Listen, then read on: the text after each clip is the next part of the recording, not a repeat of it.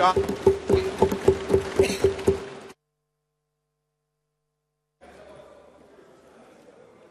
धन्यवाद अध्यक्ष महोदय। मैं अपने पार्टी का और इस देश के माननीय प्रधानमंत्री जी शुक्रगुजार हूं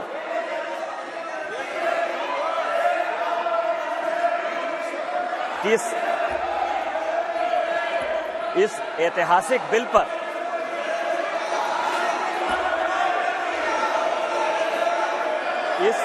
इस ऐतिहासिक बिल पर मुझे बोलने का मौका दिया। सर सी बात कह सकता है, प्लीज बैठिए। नो सर सर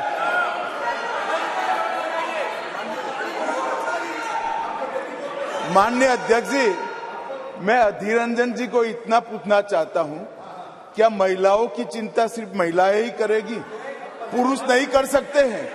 किस प्रकार के समाज की आप रचना चाहते हैं भाई?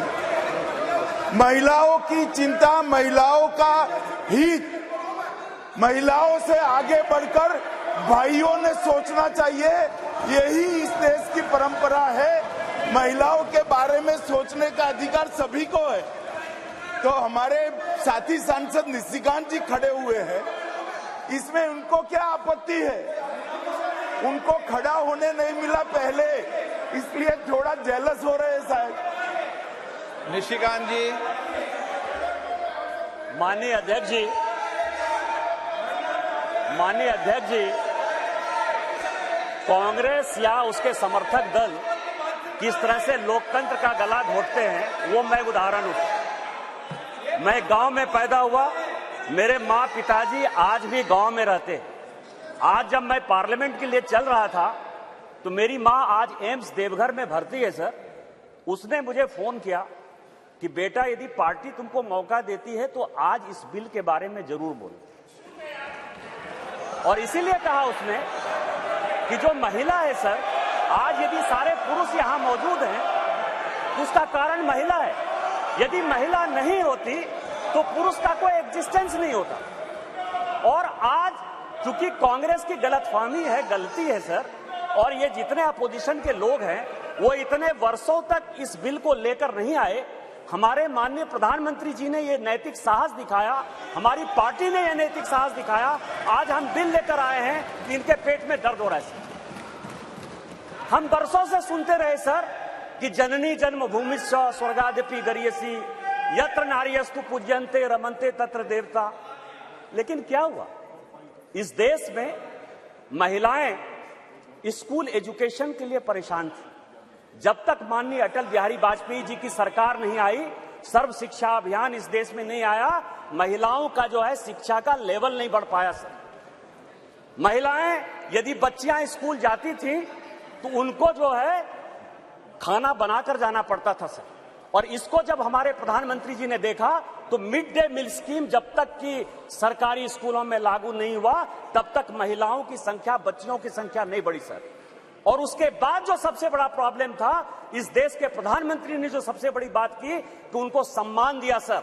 सारे स्कूल में, स्मृति ईरानी जी उस वक्त एचआरडी मिनिस्टर थी, सारे स्कूलों में शौचालय बनाकर महिलाएं कैसे अच्छा से पढ़ेंगी, बच्चियां कैसे आगे बढ़ेंगी, उसी का ये उदाहरण है। और उससे आगे बढ़कर आज जो कल से लेकर परसों से लेकर माननीय प्रधानमंत्री जी लगातार बोल रहे हैं कि सही समय है, यही समय है। और इसी समय पर आज ये ऐतिहासिक सेशन बुलाकर माननीय प्रधानमंत्री जी ने महिलाओं को जो सम्मान देने का काम किया, उसके लिए हम भारतीय जनता पार्टी के कार्यकर्ता गौरवान्वित हैं। और हम उनका जो है आदर और नमन करते हैं कि उन्होंने महिलाओं को आरक्षण देने का फैसला किया।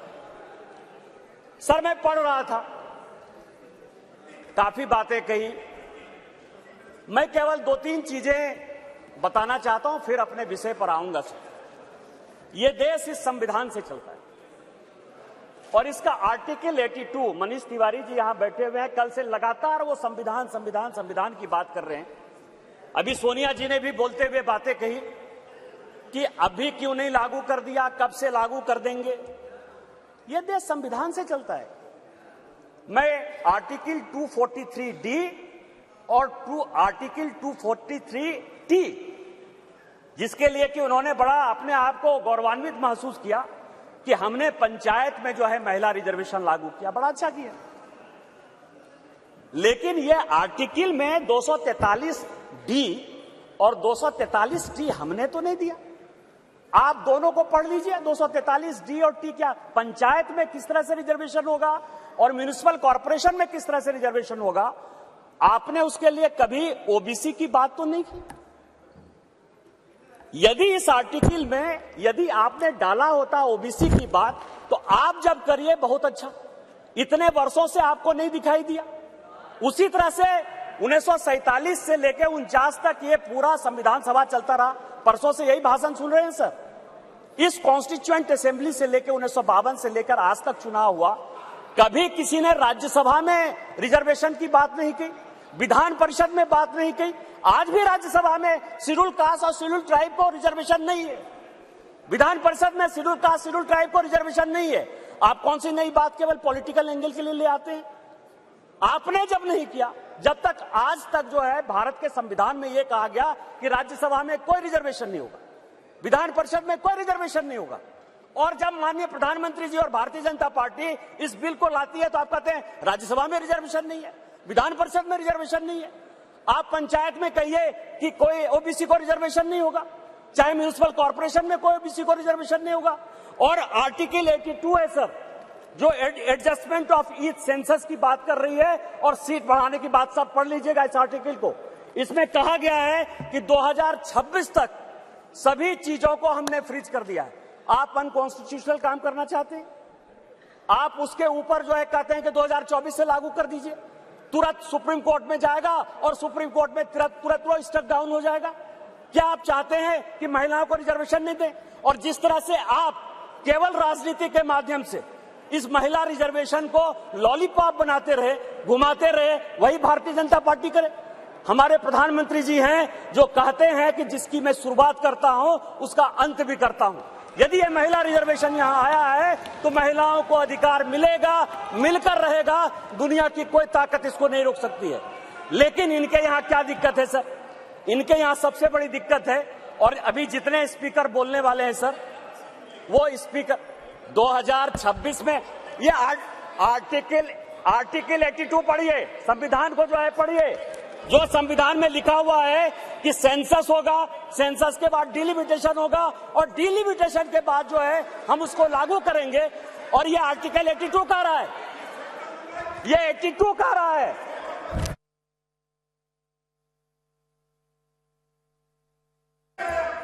सर पूरे देश दुनिया में कोरोना के कारण लोग मरे। माननीय प्रधानमंत्री जी के कारण आज 140 करोड़ लोग बच गए। इस पार्लियामेंट को चलाने में आप जैसे लोगों को क्या समस्या होगी सर? लोकसभा, राज्यसभा, लॉबी, सभी जगह सांसद बैठकर कानून पास करते रहे। भाई मरता था तो भाई का लाश जलाने के लिए कोई नहीं जाता था, पिता मरते थे तो पिता का लाश जलाने के लिए बेटा नहीं जाता था। उस कोरोना से बचकर हम आए हैं 2 साल के बाद।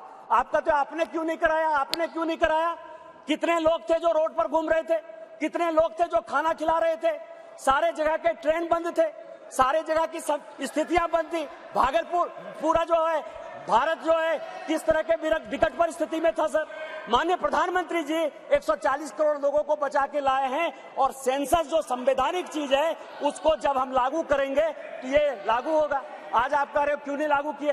देश में फिर से ये गलत तरह का माहौल पैदा करने की कोशिश कर रहे हैं सर।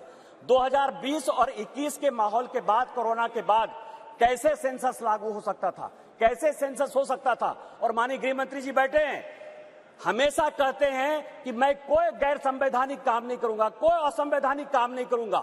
यदि सेंसस होना है तो उसका भी डेट घोषित होगा, सेंसस होगा, डिलिमिटेशन होगा और महिलाओं को रिजर्वेशन मिलेगा। यही तो इस बिल में है 334 से, जिसके बारे में कि माननीय कानून मंत्री जी कह रहे थे सर।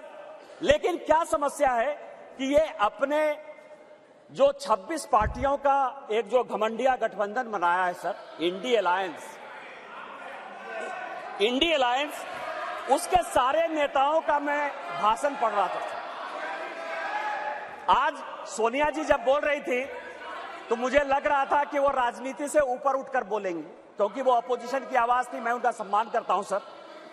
इस महिला रिजर्वेशन के लिए जिन महिलाओं ने पार्लियामेंट के अंदर और पार्लियामेंट के बाहर सबसे ज्यादा आवाज उठाई, वो बंगाल की गीता मुखर्जी थी और भारतीय जनता पार्टी की सुषमा स्वराज थी। ये दोनों यदि नहीं रहती तो आज ये दिन भी देखने को नहीं मिलता। 33% यदि रिजर्वेशन लोकसभा और विधानसभा में यदि लागू होने वाला है और माननीय प्रधानमंत्री जी लेकर आए हैं इन दो महिलाओं का, लेकिन सोनिया जी ने अपने पूरे भाषण में न गीता मुखर्जी का जिक्र किया न सुषमा स्वराज का जिक्र किया।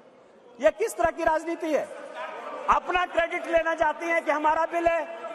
ये बिल आपका नहीं है। आप जो बिल लेकर आए वो गलत बिल है, और यदि इसके लिए किसी ने आंदोलन किया तो वो गीता मुखर्जी है, वो सुषमा स्वराज है। आपने ये नहीं बोलकर इस महिला बिल में भी राजनीति करने की कोशिश की, और आज का पूरा क्रेडिट जो जीता वो सिकंदर, जो गोल मारता है, यहाँ बंगाल के लोग बैठे हुए हैं, जो गोल मारता है उसी के नाम से गोल मारा जाता है। माननीय प्रधानमंत्री जी गोल मारने को तैयार हैं। ये भारतीय जनता पार्टी का बिल है और ये माननीय प्रधानमंत्री जी का बिल है, आपको ये मानना पड़ेगा।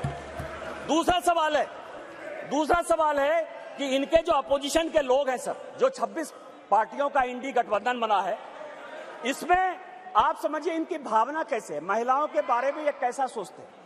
ये सोचते हैं, अब नहीं रहे, इसी सदन के सदस्य थे, राज्यसभा के भी सदस्य थे, इनके पार्टी के बड़े नेता थे अपोजिशन के, वो कहते हैं कि परकटी महिलाएं आ जाएंगी। क्या महिलाओं के लिए इस तरह की बातें होनी चाहिए? दूसरी बात जो है, ये दूसरे नेता जो है 2011 में मैं अध्यक्ष जी आपको दो कहानी बताना चाहता हूं, और ये वर्षों से मेरे मन में था। इस पार्लियामेंट में 2 बार संजोग से मैं 2009 में सांसद बनकर आया, अनुराग ठाकुर जी से लेकर राजनाथ जी सबों के साथ काम करने का मौका मिला सर। 2011 और 2013 में 2 भयंकर घटना हुई इसी वेल में। 2011 में जब 2010 में ये बिल पास हो गया राज्यसभा में, और जब यहां 2011 में जिसको कि ये लागू नहीं करना चाहते थे बिल लेकर आए, और जब बिल उधर से इंट्रोड्यूस हो रहा था तो इन्हीं के सहयोगी दल के सांसदों को इसी कांग्रेस ने इसी बिल में पीटा सर।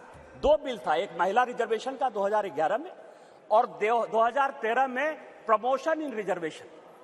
और प्रमोशन इन रिजर्वेशन में मैं जब बात करूंगा तो ये पूरे के पूरे बेंच खड़े हो जाएंगे सर। यही वी नारायण स्वामी बिल को पेश कर रहे थे, समाजवादी पार्टी के यशवीर सिंह, शेड्यूल कास्ट थे सर, ये कहते अधिकार की बात, शेड्यूल कास्ट शेड्यूल ट्राइब की बात करते हैं सर। यही यशवीर सिंह यहां पार्लियामेंट में उस तरफ से गए, वी नारायण स्वामी का उन्होंने बिल खींच लिया। इस पार्लियामेंट में, इसी लोकसभा में सर, सबसे पहले बिल में यदि उसका कॉलर पकड़ने के लिए कोई आया तो यही मैडम श्रीमती सोनिया गांधी जी थे सर। और नीरज शेखर वहां खड़े थे, मुलायम सिंह यादव बाहर थे, और मैं वहां से कूद कर टेबल पर आया और मैंने कहा कि आप यहां की तानाशाह नहीं है, आप यहां की रानी नहीं है, इस बेल में आप मारपीट नहीं कर सकती हैं। और इनके जो इतने लेफ्टिनेंट थे, बिलास मुतेबार से लेकर सबों ने उनको पीटा। ये दोनों घटनाएं जो है, चाहे महिला रिजर्वेशन का हो, चाहे ये प्रमोशन इन रिजर्वेशन का हो, ये पार्लियामेंट है सर, सबको सत्य बोलना चाहिए। और मुलायम सिंह यादव ने कहा यदि बीजेपी नहीं होती तो आज के डेट में हमारे सांसद नहीं बचते। आपने तो सांसदों की हत्या करने की कोशिश की, और उसी दल के साथ, उसी 26 दल के साथ ये आए हैं जिनका की मानसिकता ही नहीं है कि महिला को रिजर्वेशन मिले।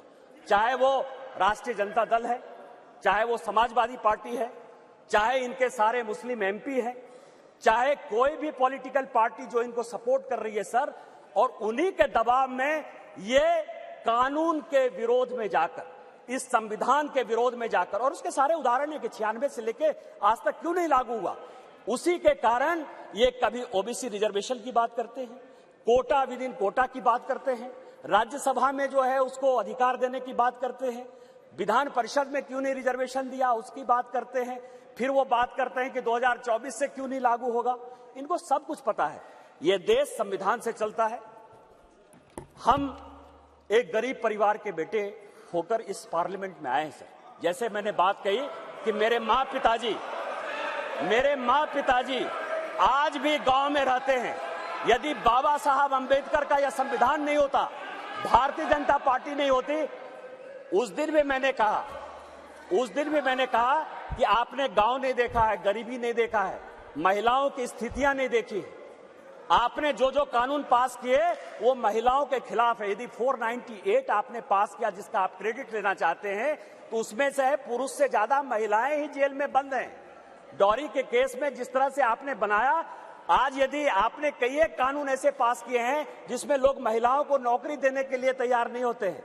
आपने महिलाओं को रोकने का प्रयास किया, महिलाओं को बढ़ाने का प्रयास नहीं किया। और हम जो बिल लेकर आए हैं, जो माननीय प्रधानमंत्री जी के नेतृत्व में ये इतिहास रचने जा रहा है, और ये जो ऐतिहासिक पल है, और स्पीकर साहब आपके जीवन का जो ऐतिहासिक पल है कि उस कुर्सी पर आप विराजमान हैं, जिस पल में ये इतिहास बन रहा है वो केवल और केवल माननीय मोदी जी की देन है, भारतीय जनता पार्टी की देन है। हम संविधान सम्मत काम करते हैं और मेरा सबों से आग्रह होगा कि दल पार्टी से ऊपर उठकर जो ये संविधान आर्टिकल 82, 243D और 243T जिन आधार पर यह संविधान चलता है, उसके आधार पर